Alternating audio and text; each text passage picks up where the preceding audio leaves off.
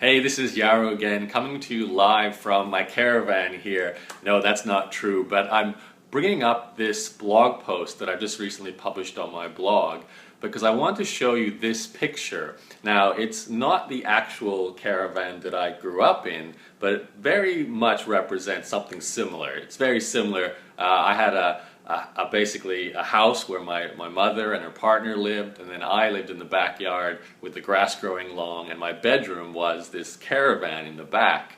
Now, the reason why we did that is because we simply didn't have enough rooms in the house for the family that my mother and her partner were bringing together after my parents separated. Now, at the time when I first was given the option to live in a caravan like this, I was actually pretty excited about it because I was like 14 years old and it really looked like something independent. I could be an independent teenager with my own pad, so to speak. Unfortunately though, as I grew older and I started to spend months and years in this caravan, I grew bigger and the caravan proved to be a really uncomfortable place to live. Started getting close to hitting my head on the roof. The caravan was really hot or really cold in winter. I could hear all the noises outside because it's not very well soundproofed. Now, I'm not sharing this picture and the story of how I grew up basically in this caravan because I want you to feel sorry for me. This is not a case where my life was terrible. My mother looked after me great and it wasn't a bad life. And as I said, originally this was supposed to be an exciting new bedroom, which turned out not to be the greatest place to live. But there's one very important reason I'm sharing this picture with you now. It was while I was 18 years old and I'd gone through a growth spurt and I was lying in this bed that I no longer fit in because it was inside this small caravan, that I started to become really frustrated with my life. And it was this experience that was the genesis to push me to become an entrepreneur, to look to start building my own businesses, in particular to break free from this sort of environment, and most importantly to get my own place, to be able to afford to buy my own food, move out, buy my own clothing, just the basic things that a young man would like. So while I certainly have nothing against what my mother did for me back then, this was a point of inspiration to push me towards starting a business. Now you might remember in the previous video I did for you, if you haven't seen it, you can check it out at servicesarbitrage.com, where I introduce you to this business model where you sell services delivered by other people. Now today I'd like to tell you a little bit more about why this business model was so important to me. You see, when I was 18 years old living in this caravan, I was starting to think about how to make money, how to break free from that situation.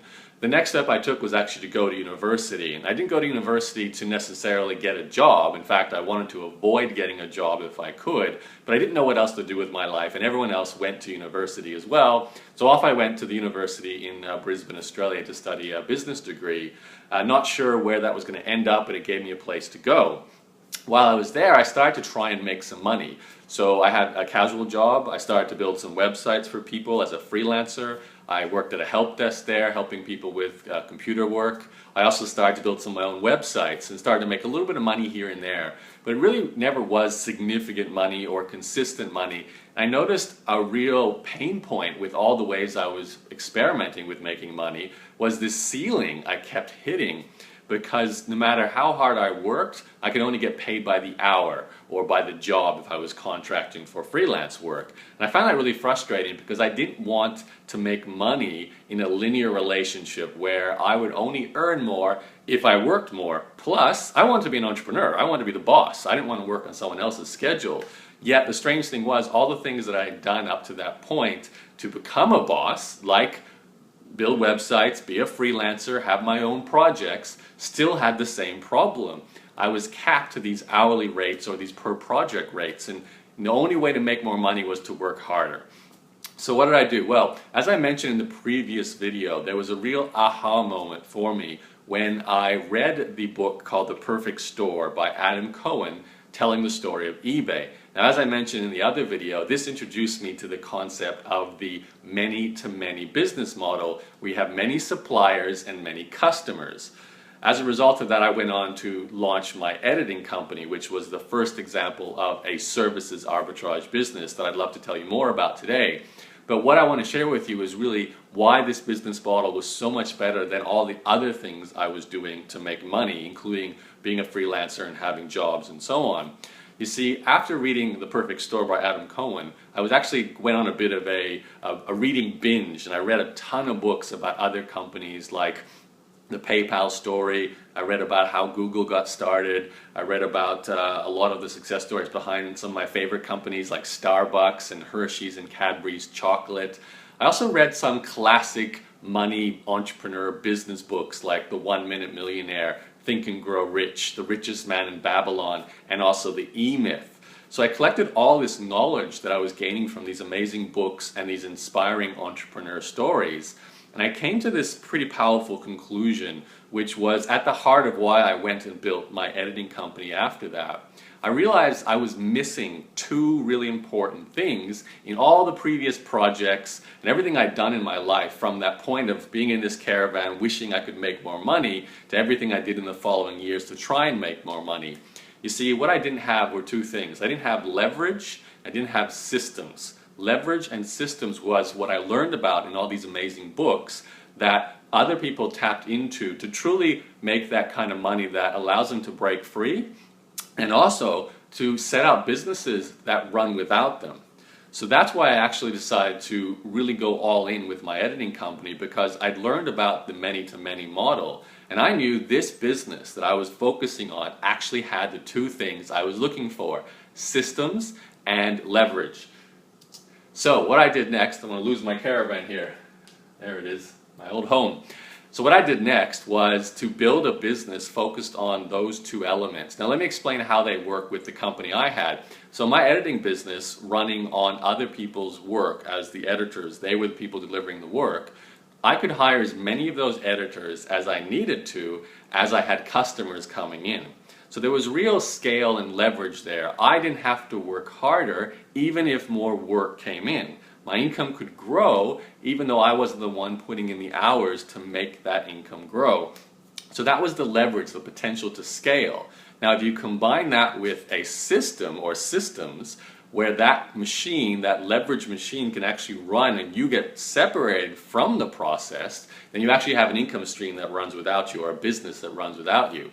So the beautiful thing about the editing company I built using the Services Arbitrage model was, once I hired a person to take over the day-to-day customer service and processing of jobs to work with the editors, I actually removed myself from the equation. So I had a system that was being run by other people that this business was built on and could continue to grow from without me being a part of that process. So I learned about these two ideas, leverage and systems, from these books. I recommend you go grab any and all of them. They're all fantastic books. And then apply it to your own business.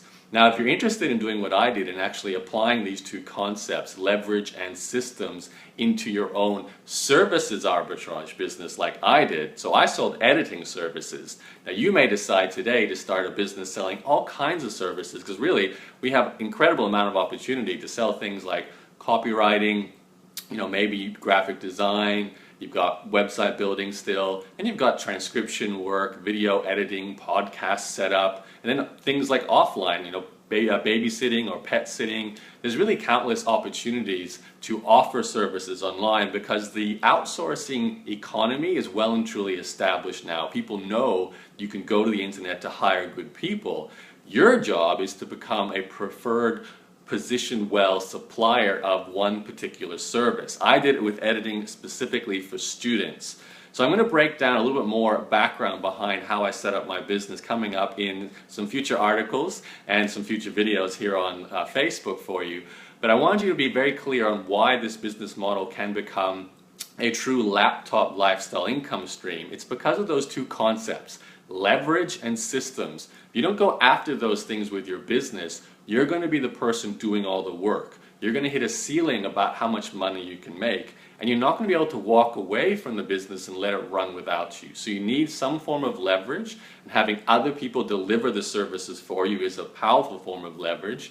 Plus you need to be able to systematize the way your business works in order to get that kind of outcome from your company. I'd love to teach you more about how to do that. So if you're not already following along with this training series with me, make sure you go to servicesarbitrage.com. You'll find a link just near this video, you can click that and then go to my landing page where you can enter your email address and your phone number, and I'll send you an email and a text message every time a new piece of training in this series is released. It's completely free because I love sharing the background story behind my own services arbitrage business. Again, that's servicesarbitrage.com, or just click the link near this video, and I look forward to helping you more to grow your own services arbitrage business. All right, I'm going to call it a day on this live video. Thank you for watching, and I'll talk to you again in a future video very, very soon. My name is Yarrow. Bye-bye.